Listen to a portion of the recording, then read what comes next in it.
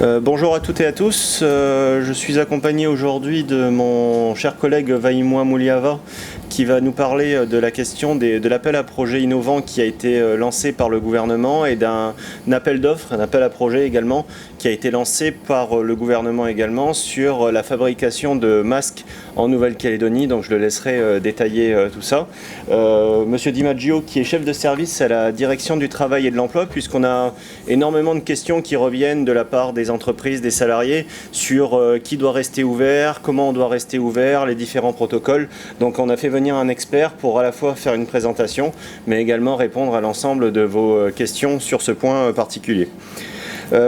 Pour ma part, donc je commence par le point sanitaire habituel. À l'heure actuelle, nous n'avons toujours pas les résultats de la première vague, donc nous vous communiquerons les résultats en fin de journée avec l'ensemble des vagues de la journée. Donc ce qui fait que nous restons aujourd'hui à 18 cas positifs en Nouvelle-Calédonie, et ça me permet de revenir juste sur un chiffre. Hier, il a été annoncé pendant le point presse, ou il a été compris pendant le point presse, que 69 personnes à risque élevé étaient en contact avec la personne qui avait été détectée positive au COJ, au comité d'organisation du gouvernement. En fait, les 69 personnes à risque élevé, c'est 69 personnes à risque élevé sur l'ensemble des personnes infectées en Nouvelle-Calédonie, c'est-à-dire sur les 18 cas positifs en Nouvelle-Calédonie. Il y a 15 personnes de risque élevé qui ont été en contact avec la personne du COJ, donc pas 69 comme s'il a pu être compris ou dit pendant le dernier point presse. Pour ma part, je vous parlerai également de la question de l'économie. Une enquête de l'Observatoire des prix et des marges a été lancée par le gouvernement pour faire une étude sur l'évolution des prix pendant la période de confinement, pendant la période à risque de ces dernières semaines, pour voir comment les prix ont élevé en Nouvelle-Calédonie. Et on profite de cette occasion, je l'avais déjà annoncé il y a quelques temps de ça, dans un autre cas quand on était sorti du contrôle des marges en Nouvelle-Calédonie, qu'on devait se doter de moyens modernes aujourd'hui pour comparer les prix en Nouvelle-Calédonie, pour que le consommateur soit vraiment un consommateur et que fasse jouer pleinement la concurrence. Donc à partir d'aujourd'hui, sur vos différents smartphones est disponible une application qui s'appelle Prix.nc. Donc il suffit d'aller la télécharger sur iPhone et sur Android pour pas faire forcément de la pub, mais sur l'ensemble des plateformes. Elle peut être aussi téléchargeable sur le site Prix.nc. C'est 380 magasins qui sont référencés, 900 marques qui sont référencées et 100 000 références qui sont présentes sur cette application qui se veut facile à l'utilisation. Vous pouvez scanner votre produit avec le code barre, la rechercher dans le moteur de recherche et constituer votre caddie pour voir où votre caddie est le moins cher en Nouvelle-Calédonie. C'était une application qu'on souhaitait lancer courant de l'année. On a décidé de l'accélérer un petit peu pour permettre aux Calédoniens de comparer là où les prix sont moins chers pendant cette période qui est compliquée pour chacun d'entre nous. Donc Prix.nc, disponible sur les différentes plateformes que j'ai pu citer et également sur le site Prix.nc qui permettra donc d'avoir des moyens modernes de comparaison des prix. Ce qui fait la transition parfaite avec mon collègue sur l'appel à projet innovant, et je le laisse présenter son dossier. Merci, M. Gigès. Alors, depuis qu'on vit avec le Covid-19, le gouvernement observe que l'écosystème calédonien se mobilise et finalement s'organise tout seul sur des dispositifs pour lutter contre le Covid-19. Qu'est-ce que le gouvernement il a fait? Finalement, afin d'accompagner ces initiatives, il lance des appels à projets, aussi bien dans le système numérique que sur la fabrication des masques. Alors, on a voulu, le gouvernement, accompagner, identifier et soutenir des initiatives technologiques et innovantes qui sont développées par l'écosystème du numérique afin de les accompagner via un appel à projet et aussi de les conduire, de les identifier, de les répertorier et peut-être de les accompagner jusqu'au bout. Alors il s'agit de thématiques précises, la santé et la promotion, appuyer notamment les personnels de santé et les patients, ainsi que les actions limitant la propagation du Covid-19, le travail à distance, le télétravail, l'apprentissage en ligne, en collaboration avec notre collègue Mme Chamorro, la logistique et la livraison, les divertissements, la forme et le bien-être, et aussi la sécurité. Vous avez dû entendre aujourd'hui que Tahiti a subi une attaque informatique dans leur territoire. Donc là, il s'agit aussi de mobiliser notre écosystème numérique à des fins utiles et structurantes. Bon, ça, c'est le projet, l'appel à projet numérique qui a été en partenariat avec le pôle innovation de la DECAL, développé par la cellule Econum. La fin d'appel à projet, c'est le 13 avril, à midi. Ensuite, sur la fabrication des masques, finalement, cette mobilisation de l'écosystème, qu'il s'agisse de la société civile ou des entreprises, qu'est-ce qu'ils nous apprennent? Ils nous disent, on n'est jamais mieux servi que par soi-même. Vous savez, ces difficultés que nous rencontrons avec le fait d'avoir des masques, etc. Donc finalement, le gouvernement a décidé d'accompagner une filière de la production locale pour pouvoir fabriquer des masques selon des normes, avec un cahier des charges précis rédigé par la DAS, mais qui s'appuie aussi sur une norme à l'AFNOR, l'Agence française des normes, qui a mis en ligne à disposition gratuite sur son site un cahier des charges, une norme pour fabriquer ces masques à usage non sanitaire. Alors c'est deux types de masques, un masque à usage non sanitaire de catégorie 1, c'est un masque individuel à usage des professionnels en contact avec le public, destiné au personnel affecté à des postes ou missions comportant un contact régulier avec le public, et un masque de type 2, à usage non sanitaire, qui est un masque à visée collective pour protéger l'ensemble des groupes portant ces masques, finalement pour la société civile. Très intéressant, cette démarche du gouvernement, parce que ça... Comment dire, il travaille actuellement avec un écosystème qui se mobilise. Nous travaillons avec la CCI et la CMA qui recensent tous les artisans capables de produire et les industriels à la CCI capables finalement de produire à grande échelle.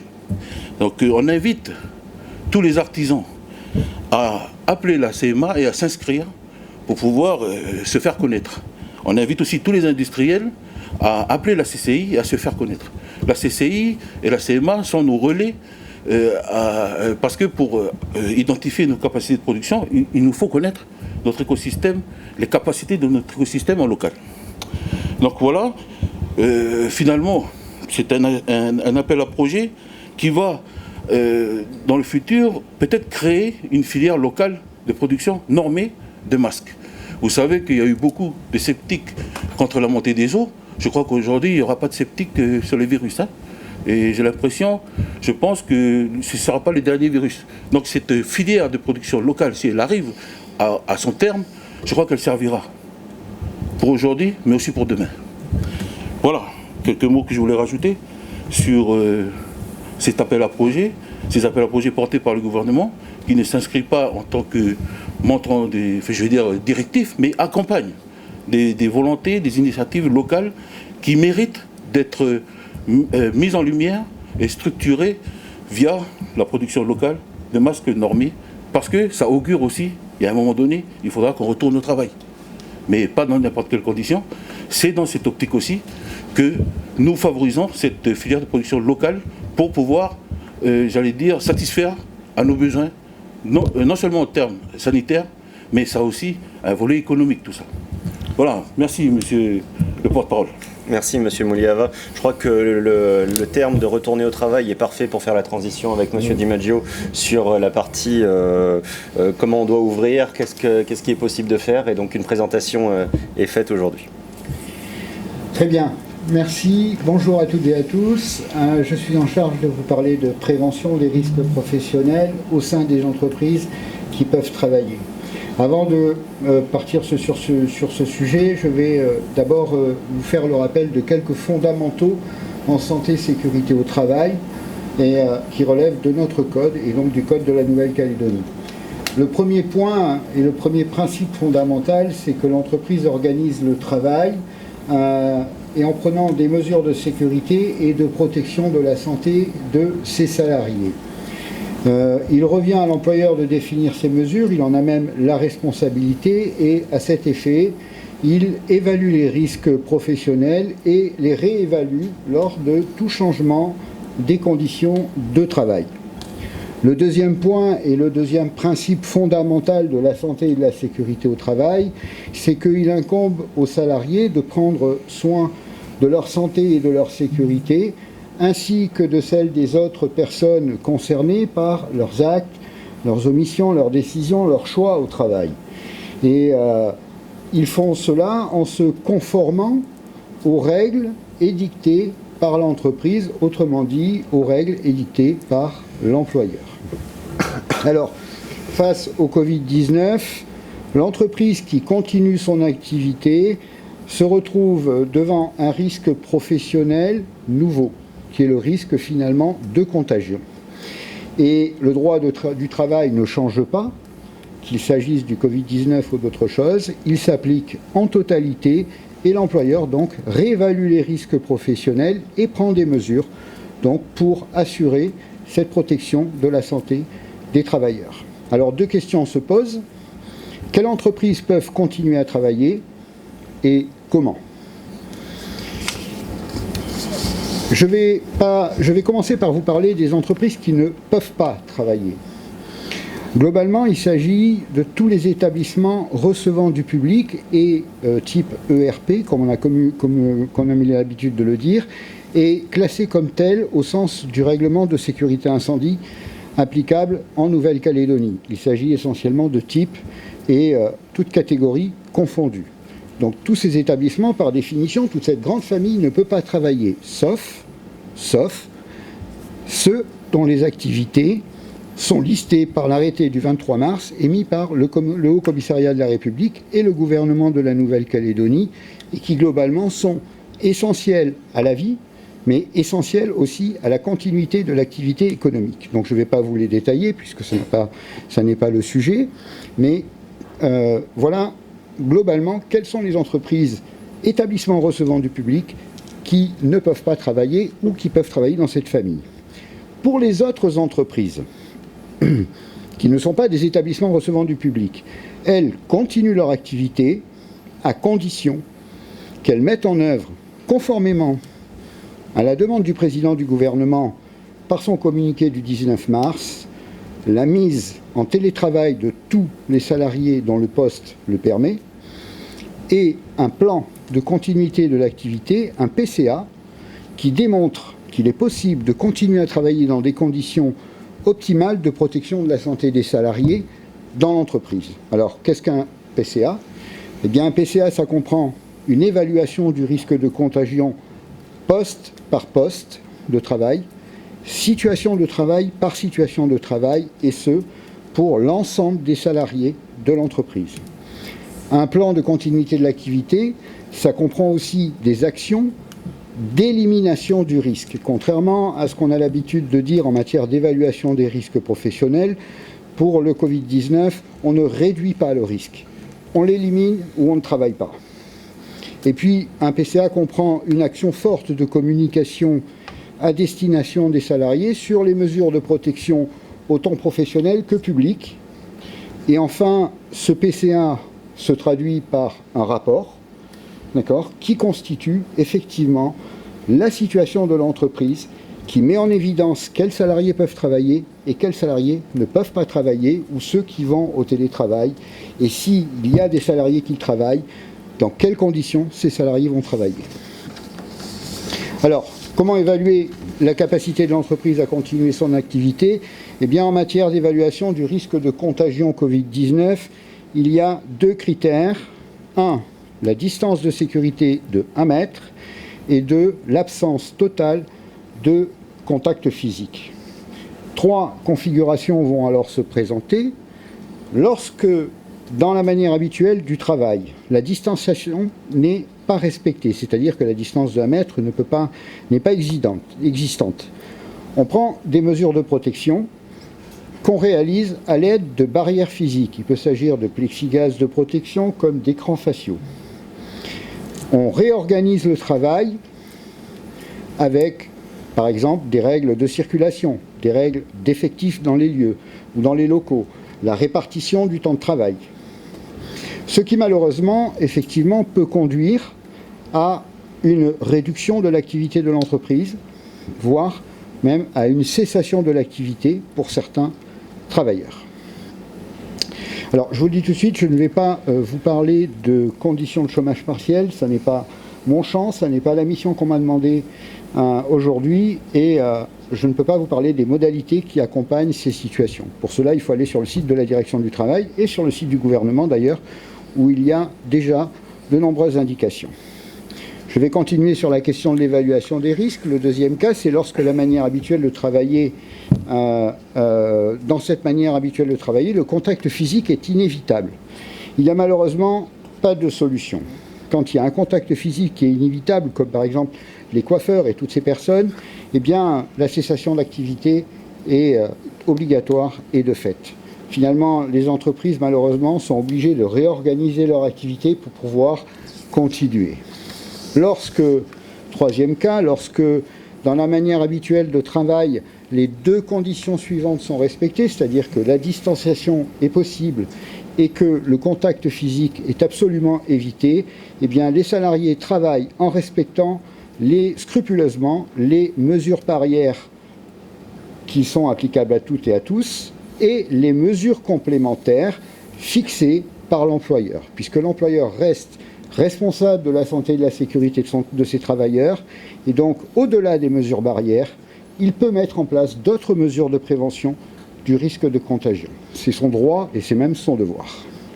Alors, tout ceci se fait dans un cadre, ou dans le cadre du droit du travail, bien évidemment, en concertation, bien entendu, avec les instances représentatives du personnel, que sont le comité d'entreprise et les délégués du personnel. Cette étude se fait bien entendu avec les organes de soutien à l'amélioration des conditions de travail qui sont prévues par le Code du travail, d'accord, que sont le CHSCT, voire les délégués du personnel lorsque effectivement l'entreprise n'a pas de CHSCT. Voilà les trois donc conditions qui vont se présenter à l'employeur et qui vont permettre à cet employeur de mettre en place le travail ou pas. Je vais faire une petite parenthèse sur le droit de retrait. Lorsque l'employeur peut démontrer qu'il a mis en place des mesures, que ces mesures sont transcrites dans un dossier d'évaluation des risques, que l'ensemble des salariés a été informé précisément des mesures prises ou mises en place pour continuer au mieux de l'activité de l'entreprise, sous réserve de l'appréciation souveraine des juges, le droit de retrait n'est pas justifié. Pour terminer, ceci s'adresse aux entreprises de plus de 1 salarié, puisque les entreprises qui ont moins de 2 salariés donc n'ont pas l'obligation d'évaluer les risques professionnels. Les travailleurs indépendants, il ne faut pas les oublier dans ce monde économique et dans ce monde d'acteurs économiques, ils sont extrêmement importants.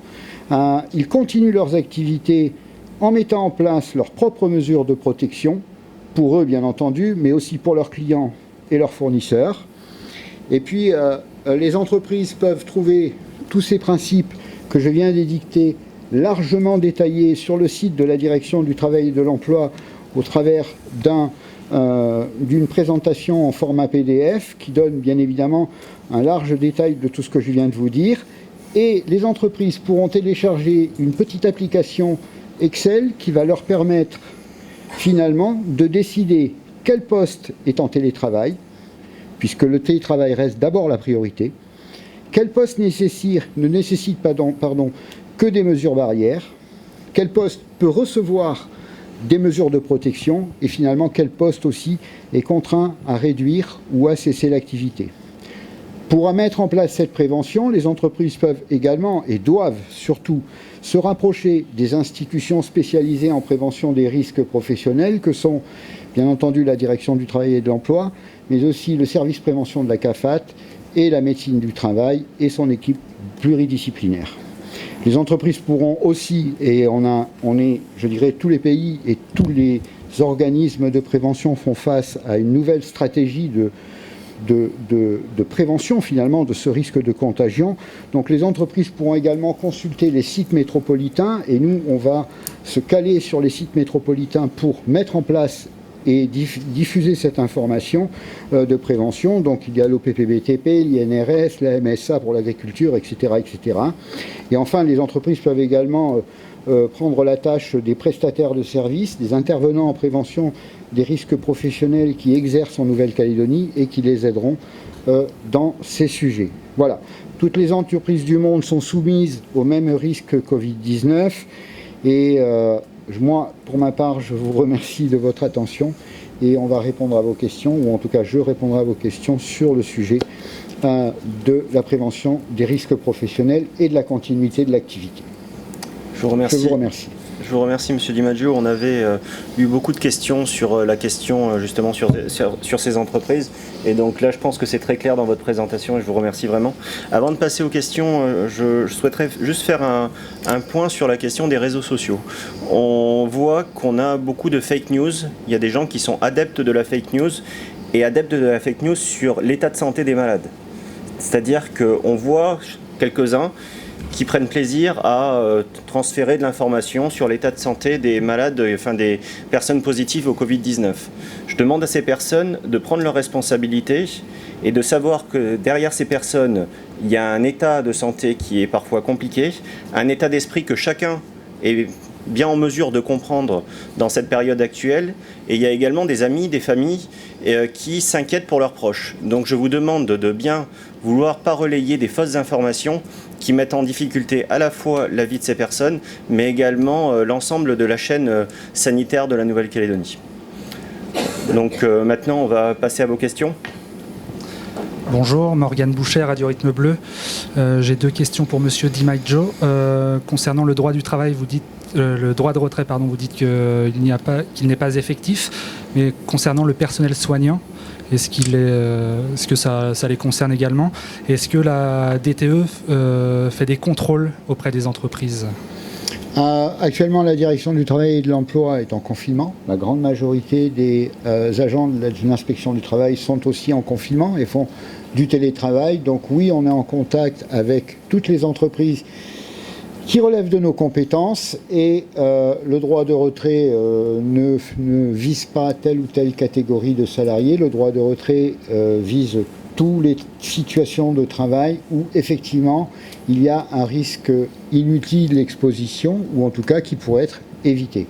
Je pense très franchement que dans les établissements sanitaires, les hôpitaux et autres établissements de ce type, toutes les mesures de sécurité sont prises pour protéger la santé des personnels intervenants, médecins, infirmières, etc.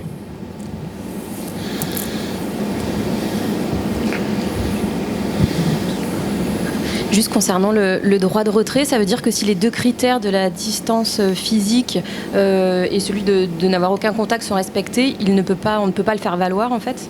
Alors, c'est pas tout à fait ce que j'ai dit. Non, c'est pas tout à fait ce que j'ai dit. Je vais reprendre et je vais juste préciser un petit peu le droit de retrait. Le droit de retrait correspond à une notion de danger grave et imminent. De manière, de sorte que un danger, il faut qu'effectivement ce soit une exposition à un risque évitable. La notion de gravité, elle est représentée par un risque de décès ou d'incapacité permanente ou d'incapacité sur une longue durée. Et l'imminence, comme son nom l'indique, démontre, ou en tout cas doit démontrer que ça peut se passer instantanément et tout de suite.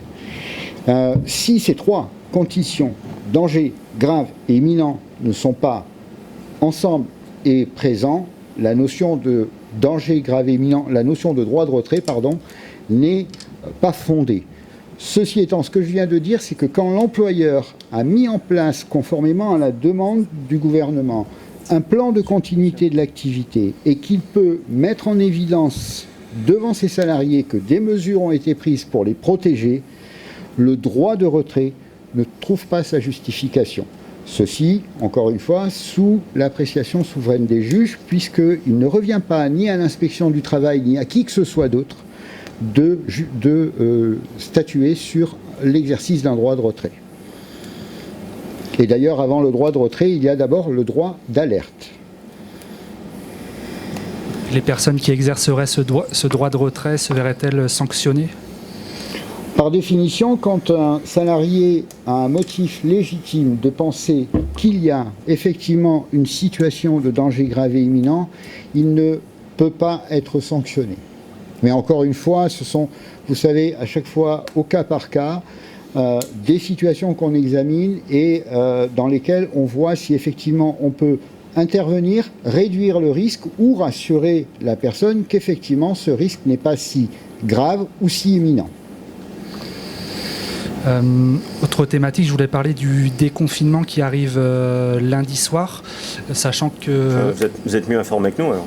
Enfin, ce qui est probable, en tout cas le texte annonce le lundi 13 avril. Est-ce qu'il sera prolongé comme on sait que le lundi, ce lundi-là, c'est lundi de Pâques. Du coup, peut-être que les entreprises doivent doivent être prévenues plus en amont. Du coup, est-ce qu'il y a une décision qui sera prise rapidement ? Oui, il y a des discussions qui sont actuellement en cours au 4e étage du gouvernement, en visioconférence d'ailleurs avec le président du gouvernement sur cette question-là. Le conseil des experts scientifiques sera réuni dans les prochaines heures également pour évoquer cette situation. Nous avons une cellule d'anticipation pour préparer un déconfinement possible, mais pour le moment aucune décision n'est prise sur un déconfinement total ou un déconfinement partiel ou une prolongation du confinement généralisé. Ce qui est prévu, c'est une annonce soit demain, soit samedi, par le président du gouvernement et le haut-commissaire.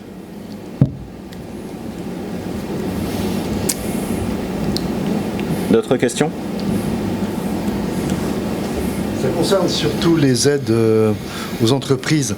Et dans ces aides aux entreprises, il y avait des mesures du gouvernement, des mesures des provinces, et également une demande qui avait été faite auprès des banques d'assister un peu les entreprises. Qu'en est-il et quel est le pouvoir du gouvernement pour que les banques éventuellement agissent dans ce sens-là ? On a eu un travail proactif avec les différentes instances depuis le début, c'est-à-dire l'État, les provinces et les banques, pour avoir un package que vous avez cité sur les différentes aides de chacun. Donc on a été en lien permanent avec les banques pour qu'il puisse y avoir des accompagnements, notamment sur les reports de crédit, mais également sur les taux qui pourront être pratiqués dans le cadre du PGE, du prêt garanti par l'État, mais qui est plus une compétence de l'État. La compétence monétaire en Nouvelle-Calédonie, c'est une compétence de l'État. Donc il y a un lien avec le haut-commissaire et les banques permanents. Vous l'avez vu pendant la conférence de presse du haut-commissaire que le président de la Fédération française des banques était assis à la table, justement pour avoir ce lien de compétence. Donc c'est plus une compétence de l'État que la Nouvelle-Calédonie pour la partie bancaire. Néanmoins, si les banques ne jouent pas le jeu auprès de certaines entreprises, quels moyens vous avez d'intervenir ? Aujourd'hui, on a voulu avoir des remontées de la part de la cellule de crise des agents économiques qui nous remontent des bonnes choses, mais qui nous remontent aujourd'hui des mauvaises choses. Donc aujourd'hui, on est vraiment dans un lien avec les banques, de dialogue. À ce stade, il n'y a pas de besoin d'avoir des moyens de répression sur le milieu bancaire, qui est un acteur majeur de la relance, de la sauvegarde de l'économie et de la relance de l'économie plus tard. Mais je vous le dis, la compétence monétaire est une compétence de l'État en Nouvelle-Calédonie, et donc c'est le haut-commissaire qui a un vrai pouvoir sur les banques en Nouvelle-Calédonie. Le gouvernement a peu de moyens d'agir sur les banques en Nouvelle-Calédonie. Quel est en gros l'état des lieux actuels ? Parce qu'il y a quand même des entreprises qui sont vraiment prises... Oui, on aura vous avez vu que la cellule justement des différents acteurs économiques a fait une enquête auprès de ses ressortissants, auprès des différents ressortissants des chambres consulaires et des organisations patronales, pour voir aujourd'hui les besoins en termes, quelles sont les entreprises qui ont demandé du chômage partiel, quelles sont les entreprises qui ont des besoins en accompagnement de trésorerie. Et donc il y a des questions qui sont posées dans l'enquête pour savoir quel est finalement leur besoin d'accompagnement de la part des collectivités, de la part des organisations patronales. Et donc on doit travailler sur ce bilan, et je propose que la semaine prochaine on puisse faire une conférence de presse qui soit dédiée aux questions économiques et aux questions des problématiques économiques, et qu'on puisse faire venir des membres de la cellule de crise des agents économiques auxquels pourraient poser toutes ces questions. Oui, néanmoins, aujourd'hui, le statut est évident, où pour beaucoup d'entreprises, il est là. L'une des raisons majeures, c'est que les banques ne jouent pas le jeu. Elles continuent à percevoir les traites ou à exiger les traites des entreprises, alors que celles-ci ne sont pas forcément payées sur leurs factures, ont des problèmes de trésorerie. Elles demandent à ce que soient appliquées les recommandations du gouvernement, et ce n'est pas le cas. Vous savez, je crois qu'on ne peut pas dans cette période de dire les banques ne jouent pas le jeu, les collectivités ne jouent pas le jeu, et faire des généralités. C'est-à-dire qu'il y a des banques qui jouent le jeu, il y en a peut-être qui ne jouent pas le jeu. Le tout, c'est d'avoir un vrai bilan qui soit certifié et qui soit partagé par tous, et pas de faire des généralités, de dire que les acteurs ne jouent pas le jeu. Donc quand j'aurai des chiffres devant moi qui me permettront de vous dire si les acteurs jouent le jeu ou pas, je vous répondrai très clairement à la question. Mais aujourd'hui, j'ai des retours comme quoi il y a des reports d'échéance qui sont relativement faciles pour certains secteurs d'activité. Je vois qu'il y a des secteurs où c'est peut-être plus compliqué sur l'analyse bancaire. Je crois que ça nécessite un dialogue entre les différents acteurs et on pourra répondre à votre question. Mais je veux pas, c'est pas que je veux pas répondre à votre question, c'est que je veux avoir des éléments fiables pour répondre à votre question. Aujourd'hui, je peux pas faire de généralité sur un sujet qui est aussi important. André Croiset pour Radio Jito. La question, c'est pour la direction du travail et de l'emploi. La responsabilité au niveau des responsables d'entreprise quant au geste aux gestes barrières, est-ce que c'est les salariés qui doivent amener leurs masques ou les masques sont fournis par les entreprises? Alors, il y a deux questions et donc il y a deux réponses. La première, c'est que les équipements de protection individuelle sont fournis par l'employeur pour réaliser un travail en sécurité. C'est ce que je viens de dire, c'est sa responsabilité, c'est son devoir. Et la deuxième réponse est que les gestes barrières sont le minimum à respecter lorsqu'effectivement la distanciation et le contact physique sont évités. Lorsqu'on ne peut pas le faire, on met en place des mesures de protection et lorsque les mesures de protection ne peuvent pas être mises en place, malheureusement, il y a cessation d'activité. Les masques alternatifs est-ce que peut être utilisé en cas de manque de stock pour les entreprises ou manque encore en attendant que le pays fabrique ses propres masques? Ce que je peux vous dire sur les masques alternatifs, ces masques barrières en tissu qui vont être donc produits en Nouvelle-Calédonie apparemment, c'est que tant qu'il n'y a pas de consigne de l'autorité sanitaire de la Nouvelle-Calédonie, la direction du travail et de l'emploi ne va pas faire de ces masques une généralité. On va attendre que la DAS se prononce sur l'utilisation et les conditions d'utilisation de ces masques et ensuite on prendra ces informations et ces éléments et on les transcrira en droit, je dirais, effectif dans les entreprises.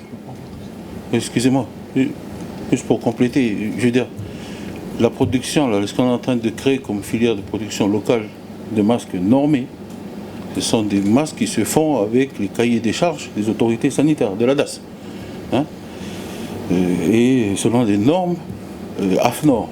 Je veux dire, les masques sur lesquels s'engage la collectivité, je veux dire, ce sont des masques normés, reconnus nationalement et puis validés par les autorités sanitaires aujourd'hui. Il est hors de question que le gouvernement de la Nouvelle-Calédonie, je veux dire, fasse n'importe quoi. Je voudrais préciser cela, parce que j'entends que je n'avais pas l'information, mais ces masques sont travaillés avec la DAS. Il y a même un système de contrôle qualité. Et on remercie aussi l'écosystème des laboratoires de tests qui vont participer à cette production, parce qu'il y a la chaîne de production, mais il y a aussi la chaîne de contrôle qualité, qui va nous permettre de valider avec les autorités sanitaires la qualité sanitaire de ces masques-là. Voilà. Et oui, pardon. Non, je comprends. Non, je voulais juste rajouter cette précision, et peut-être rajouter aussi, parce que j'entendais des droits de travail, etc., je voudrais aussi profiter de l'occasion, si vous le permettez, monsieur le porte-parole, remercier sincèrement les agents de la Nouvelle-Calédonie, des différentes directions support, que la DAPM, la DSGR, la DAS, et toutes les autres directions support de la Nouvelle-Calédonie, les agents qui se sont portés volontaires pour venir travailler et contre la lutte contre le Covid-19 dans les centres opérationnels de confinement et de rapatriement.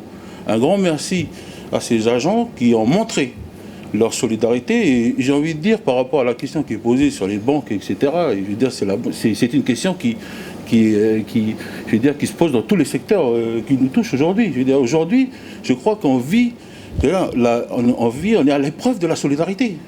On n'est pas seulement à l'épreuve de la responsabilisation, mais aussi de la solidarité. Chacun doit se poser la question aujourd'hui, qu'est-ce que je peux faire pour mon pays à l'ère du Covid-19, un virus qui tue? C'est ça la question. Hein. Et cette question, à mon avis, comme le dit mon collègue Christopher Gigès, traverse tous les secteurs économiques.